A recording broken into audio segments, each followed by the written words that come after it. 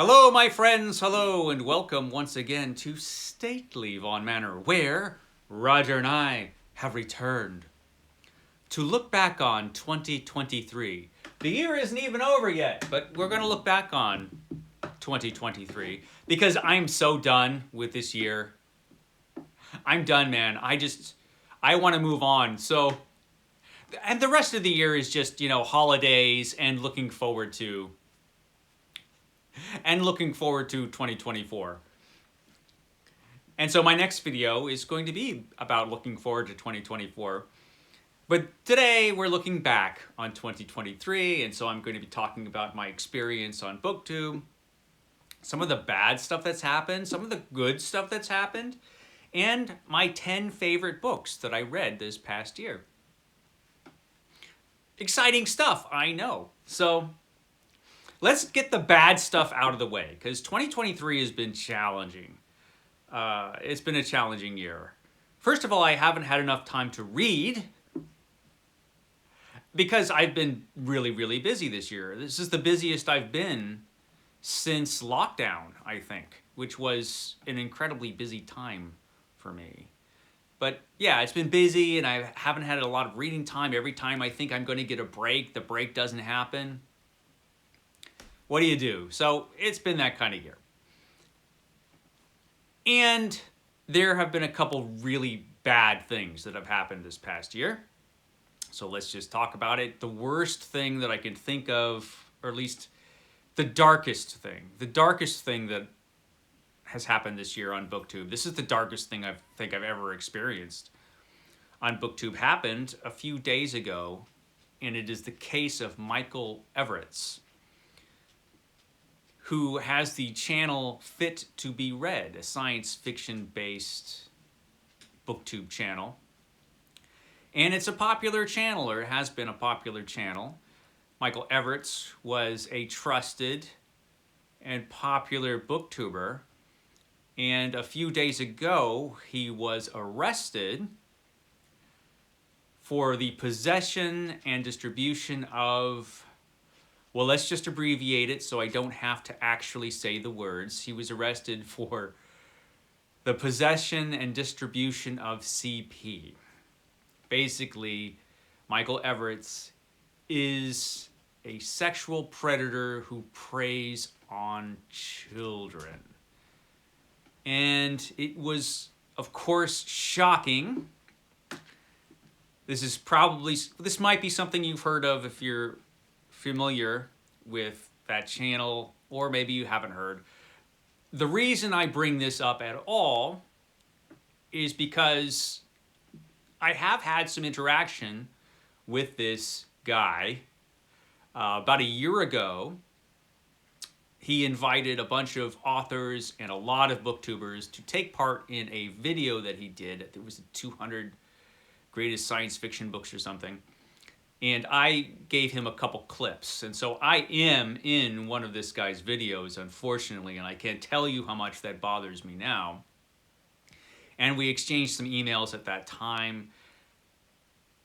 There is one video of mine that I had to take down because about a year ago I made this video basically praising him and his channel, which I don't want that. So I took that down. So it's shocking and horrible. And I'm very grateful that the FBI put a case together against this guy and that he is now in jail. If you're interested in details of his arrest and all of that business, I will leave a link down below to a very disturbing news report. It's very disturbing, just so you know. But I'll leave a link down below to that so you can get all the information on that. I am assuming I probably have some viewers who watch both of our channels. There's probably some crossover there, I don't know. But he's a horrible monster. And I'm not going to beat myself up about not knowing. Nobody knew, because this type of criminal has to be really good at deceit. Otherwise, they wouldn't last long at all in society. But eventually, this kind of criminal, they get caught. eventually they trip up, and he did. He tripped up, thankfully. And he is now in jail where he belongs. And this is the kind of thing that can make you very suspicious and paranoid, and it can kind of make you distrustful, of people on booktube, because this guy seemed like a nice guy, and he was popular and accepted and trusted on booktube, and he's a monster. So it can make you, it would be understandable if it made you feel that way. However, I'm not going to let this guy make me distrustful of other booktubers, because overwhelmingly, most people on booktube are just here because they are good people who want to talk about books because they love books and reading. Most people are good people. And I feel, it's best to grant people trust until they prove they're unworthy of it. This guy obviously is totally unworthy of any trust that he was ever given, but for the most part, people are good. And for the most part, overwhelmingly so. People who are on booktube are good people. And so I'm not going to let this guy ruin my booktube experience, and I'm not going to let it affect how I, view or interact with booktubers. Yes, I'm very sorry I'm on one of this guy's videos. I really wish I wasn't, but there's nothing I don't think there's anything I could do about it. So that is that. So that's the worst thing, I think. Well, it's the darkest thing. The worst thing is the other really bad thing that happened this year, and that is losing Pax Panic. And I still haven't gotten over the death of Pax Panic. I don't think any of us who are friends with Pax are really over it. But Pax, she is a person that demonstrates just how great booktube can be. Pax loved booktube. And she was such a positive force in booktube. She was a wonderful person who loved being on booktube. She loved the booktube experience and the community, and she shared that with others. And that was, losing Pax was rough. And so when I look back on 2023, that is kind of the big looming thing that I think of. That was rough. But there were some good things that happened this year. Most of the books that I read were really good. I had a really wonderful time going to Boston. I visited Steve Donahue this year, and he was a very gracious host, and it was a ton of fun. It was so much fun. I had such a good time. And so that was the high point for me this year, was seeing Steve and finally meeting my friend Steve Donahue in person. That was awesome. I had a great time doing that. So yeah, good and bad this year. But I'm really, like I said, I'm done. I'm done with 2023. Want to put it in the past and move forward. So, going to do that. But before we move on to 2024, we must talk about the books that I read this past year. Let's talk about the 10 best books I read. The 10 best books that I read this past year. And I will flash them up using my magic powers because I'm just too lazy to go and find all of the physical copies of these books. And one of them I don't have a physical copy of. So let's talk about them though. And we'll go 10 to 1 as you do in a proper top 10 list. So, number 10. The 10th best book I read this year. And these do not include rereads. These are all new books. Otherwise, it would just be Conan and Tarzan all over this list. But these are the 10 best books that I read this year that that I read for the first time. Number 10, Alas, Babylon by Pat Frank.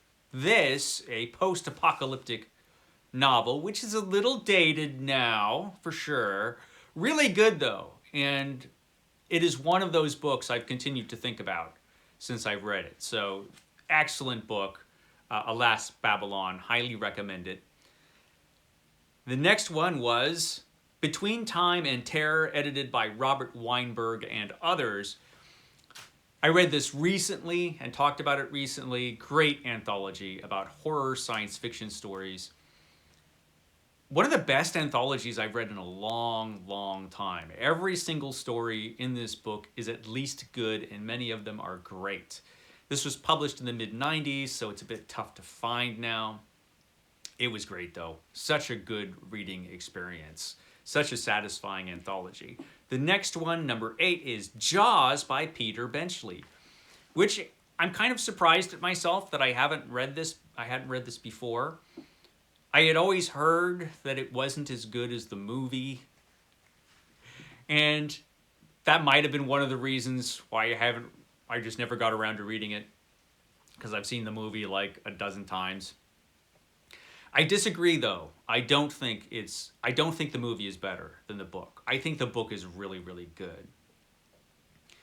And I think actually, as is often the case, I think the book is actually better than the film.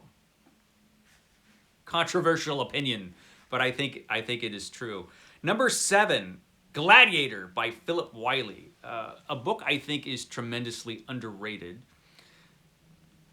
This book was chosen by Roger over here for Roger's Cheap Old Book Club, and it was just a really, really good book, which is about a guy who develops superpowers. Well, he's born with superpowers because his father was a mad scientist and experimented on him when he was just a fetus. So he grows up and he has all the powers that Superman later had, because this book was written in 1930. This, I think, should be published as a classic. I think there should be a Penguin edition of this. I think there should be an Oxford edition of this. It's really, really good. It's in the public domain, so they could do it if they wanted to. And it's great. Gladiator by Philip Wiley. Then, number 6, Lord of a Shattered Land by Howard Andrew Jones, which is the first book in the Chronicles of Henuvar. This is a sword and sorcery novel, a new book. It's actually new, which is pretty rare for me. But it's great to read new sword and sorcery, especially a book of this quality. It's really, really good. I did a video on this book. Excellent, excellent book. Highly recommended if you enjoy fantasy and sword and sorcery. So, Lord of a Shattered Land by Howard Andrew Jones. Then, number 5, Different Seasons by Stephen King. This is a really, really good book. I'm slowly reading all of Stephen King's books in publication order. I hadn't read this one before, as it turns out. And it's a book of 4 novellas, which are all really excellent. This is one of the best books that I've read from Stephen King. It's great. I highly recommend it. So that was that. Number 4, The End of the Story by Clark Ashton Smith. This is the first book in the collected fantasies of Clark Ashton Smith. There were a number of stories in this volume that I had never read before. Only have a digital copy of this. I have this entire series digitally. I'm surprised I haven't gone back to the series. Well, I am and I'm not. Like I said, I haven't had a ton of time to read, and there's so much to read. But I'm definitely going to go back to the series because this book was great. Clark Ashton Smith, what a great writer. You know, he was one of the big 3 in Weird Tales, along with Robert E. Howard and H.P. Lovecraft. He isn't as well known and he isn't as often read as those writers, but he should be. He should be. He has that level of talent. So yeah, great book. Really enjoyed it. Number 3, The Prisoner of Zenda by Anthony Hope. This was the first book in Roger's Cheap Old Book Club, the first book we read for the book club. Excellent book. This Well, it was formerly considered a classic. Oxford, I think, still has an edition of this. Wordsworth does. For some reason, the Penguin edition of this book is out of print, which is stupid. This book is fantastic. Definitely a classic. A lot of fun. An action-packed romantic adventure, which spawned its own genre. And so I highly recommend The Prisoner of Zenda if you haven't read it. You should read that book. Number 2, The Killer Angels by Michael Shara. So this book points out one of the benefits on BookTube of BookTube reading events, because I read this for the BookTube reading event BookTube at War, which is created by DDB, who is a viewer of BookTube videos, both my channel and on some other channels. And he came up with this idea of a month devoted to reading books about war. And I'd always intended on reading this book and just never got around to it. But now I read it for this event, and it was great. It was great. Every good thing that people have to say about this book, they're all right. They are all right. This book is fantastic. Really, really enjoyed this book. What a lot of fun this book is. Well, it's very, I don't know if fun is the right word. I mean, it's all about a terrible war, but very entertaining and very well written. It's an excellent book, The Killer Angels. Now, the number 1 book, for me, my favorite book, I'm not saying it's the best book on this list, but it's my favorite book that I read this year, is Blackwater by Michael McDowell. This book, I loved this book. Very long. It's a very long book because it was originally published in paperback in multiple parts. But it is all one novel, really, which is a family saga